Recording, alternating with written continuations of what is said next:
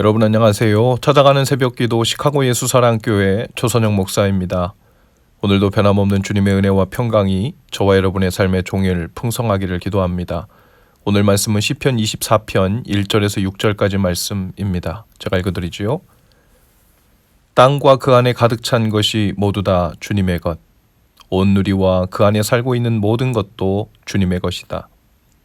분명히 주님께서 그 기초를 바다를 정복하여 세우셨고 강을 정복하여 단단히 세우셨구나.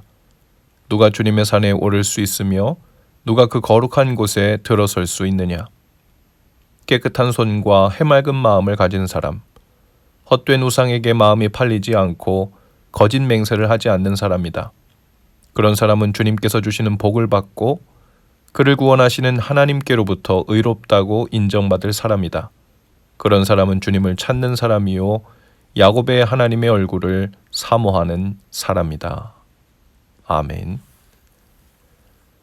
오늘 말씀은 성소에 언약궤를 메고 가면서 불렀던 노래입니다. 이스라엘은 블레셋 사람들에게 언약궤를 빼앗겼던 적이 있습니다. 블레셋 사람들은 하나님의 궤로 재앙이 그들에게 임하자 언약궤를 기럇 여아림으로 보내죠. 여호와의 언약궤가 기럇 여아림에 있는 20년 동안 하나님은 그곳에 사는 백성들에게 복을 주셨습니다. 다윗이 기럇 여아림으로 가서 이제 그 궤를 시온으로, 즉 예루살렘 성전으로 옮겨오고자 하죠. 온 백성을 모으고 수금, 비파, 소고, 제금, 나팔 등 각종 악기를 연주했습니다. 그때 하나님을 맞이하여 부른 노래가 바로 오늘 시편 24편 말씀인 거예요. 신약 시대에는 특별히 예수 그리스도가 승천한 날의 이 시를 낭송했다고 하죠. 법궤를 성전에 옮긴 것은 곧 예수님이 하늘 성소에 올라가신 것을 의미했기 때문입니다. 1절과 2절에서는 이 세상의 모든 것이 다 주님의 것이다. 하나님께서 이 모든 것을 만드신 창조자라는 것을 노래하면서 하나님을 높이고 있습니다. 그런데 히브리어 원문에는 1절에 나오는 첫 문장이 여호와의 것입니다.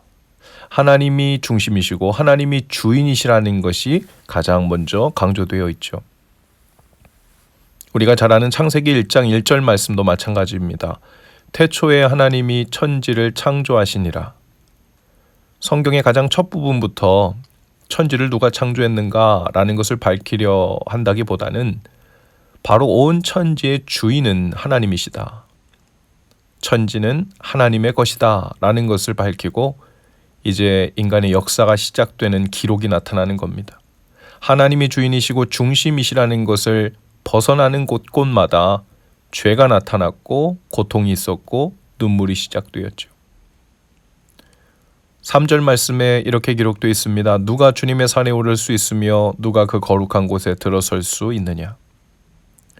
2절까지는 하나님이 창조주이심을 이야기했습니다. 이제 3절부터는 창조주 하나님을 만날 수 있는 사람이 누구인가? 그 성전에 들어갈 사람이 누구인가? 아무나 하나님을 만날 수 없습니다.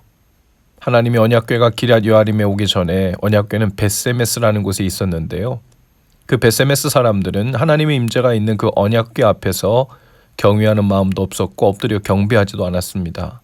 그래서 호기심으로 마치 요술램프를 바라보듯 언약궤를 함부로 만지고 열어보다가 70명이 죽는 사건이 발생했죠. 하나님의 언약궤가 기럇 여아림에 있을 때는 놀라운 복의 근원이 되었는데 어떤 사람들에게는, 즉 하나님을 경외하지 않는 사람들에게는 무서운 재앙을 가져오는 존재가 되었다는 겁니다. 이렇게 하나님은 너무도 좋으신 분이시지만 아무나 하나님을 섬길 수 없었습니다. 경외심을 가진 자만 만날 수 있죠. 그래서 이제 이 노래에서 언약궤를 맨 제사장이 묻습니다. 시편 24편을 노래하는 거예요. 여호와의 산에 오를 자가 누구입니까? 그 거룩한 성전에 설 자가 누구입니까? 그러자 이제 제사장이 물음에 함께 모인 회중이 화답해서 이렇게 노래합니다. 4절입니다. 깨끗한 손과 해맑은 마음을 가진 사람, 헛된 우상에게 마음이 팔리지 않고 거짓 맹세를 하지 않는 사람이다. 깨끗한 손이란 악을 멀리하는 사람이란 뜻입니다. 해맑은 사람이란 마음이 깨끗한 자, 심령이 가난한 자를 의미합니다. 그리고 우상에게 마음을 팔지도 않고 거짓 맹세를 하지 않는 사람이 하나님을 만날 자격, 하나님의 산에 오를 자격, 성전에 올라갈 자격이 있다고 말하는 거예요. 그런데 분명히 해둬야 될 것이 있습니다. 여기서 나열하고 있는 일들을 언뜻 보면 도덕적이고 윤리적인 일들을 말하는 것 같습니다. 곧 하나님을 경외하는 증거가 삶의 모습으로 나타나기까지 경외하는 사람을 의미하는 거죠. 성경도 악을 덜 행하는 사람은 있어도 죄가 없는 사람, 악한 일을 하지 않는 사람은 없다고 했습니다. 그러므로 하나님을 경외하고 인정하기 때문에 악을 떠나려고 죄를 멀리하려고 하는 사람, 하나님을 경외하는 이유로 우상을 멀리하고 거짓 맹세하지 않는 사람을 말하는 거죠. 이렇게 하나님을 마음으로 믿고 경외하는 것은 겉으로 나타나는 율법들의 또 율법을 지키는 진정한 동기와 이유가 되어 있기 때문에 아주 밀접하게 연결되어 있는 일입니다. 5절과 6절을 보면 이제 그러한 사람들은 주께 복을 받는다고 말합니다. 그런 사람은 하나님이 의롭다고 인정하는 사람이라고 합니다. 6절에서는 그런 사람이 바로 주님을 찾는 사람이다 라고 말합니다. 여러분, 하나님을 찾는 사람, 하나님의 얼굴을 구하는 사람이 그 삶에서 그 경외함의 증거로 손을 깨끗하게 하고 우상을 멀리하고 거짓 맹세하지 않는 일들이 나타난다는 겁니다. 즉 삶으로 하나님 경외하는 것을 보이는 사람이 복 있는 사람이요 하나님을 진정으로 찾는 사람이란 뜻이죠. 다른 말로 하면 말로만 하나님의 이름으로 주여 주여 하는 사람이 아니라 삶으로 하나님 경외하기를 보이는 사람이 복 있고 하나님을 만날 것이고 성전에 올라갈 자격이 있을 뿐 아니라 주님의 마음에 성전에 모시고 살게 된다는 거죠. 성전이란 거룩한 하나님의 임재가 있는 곳입니다. 하나님의 임재 안에서 살려면 이제 두 가지를 점검하고 붙들어야 합니다. 하나는 내 인생의 하늘과 땅, 내 삶의 천지, 바로 그것을 정말 하나님께서 선한 목적을 두시고 창조하신 것임을 믿고 우리의 삶의 인생의 천지가 온전히 하나님의 것이 되게 하는 거죠. 내 힘도 시간도 재물도 재능도 하나님 기뻐하실 일, 하나님의 뜻, 하나님의 나라를 향해 초점을 맞추고 향해 가도록 인생을 조정하는 겁니다. 그리고 또 하나는 하나님을 경외하고 인정하는 마음이 그저 생각이나 묵상으로만 그치지 않고 머릿속에 맴돌지만 하지 않고 삶 속에서 작은 것들 속에 스며져 들어가 발현되고 나타나 열매가 되고 변화가 되고 하나님 경외함의 증거가 되도록 하는 거죠.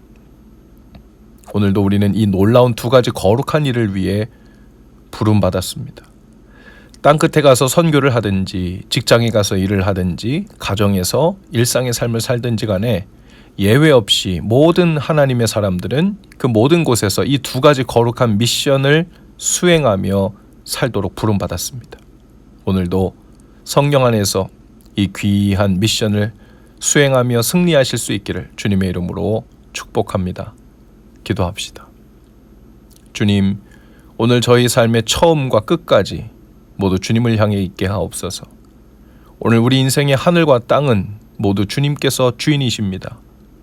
그 주님을 경외하며 인정하는 거룩한 발걸음과 손짓으로 하루를 살게 하시고 승리를 주옵소서. 예수님 이름으로 기도합니다. 아멘. 여러분, 오늘도 예수 사랑으로 화이팅입니다. 내일 아침에 다시 찾아뵙지요.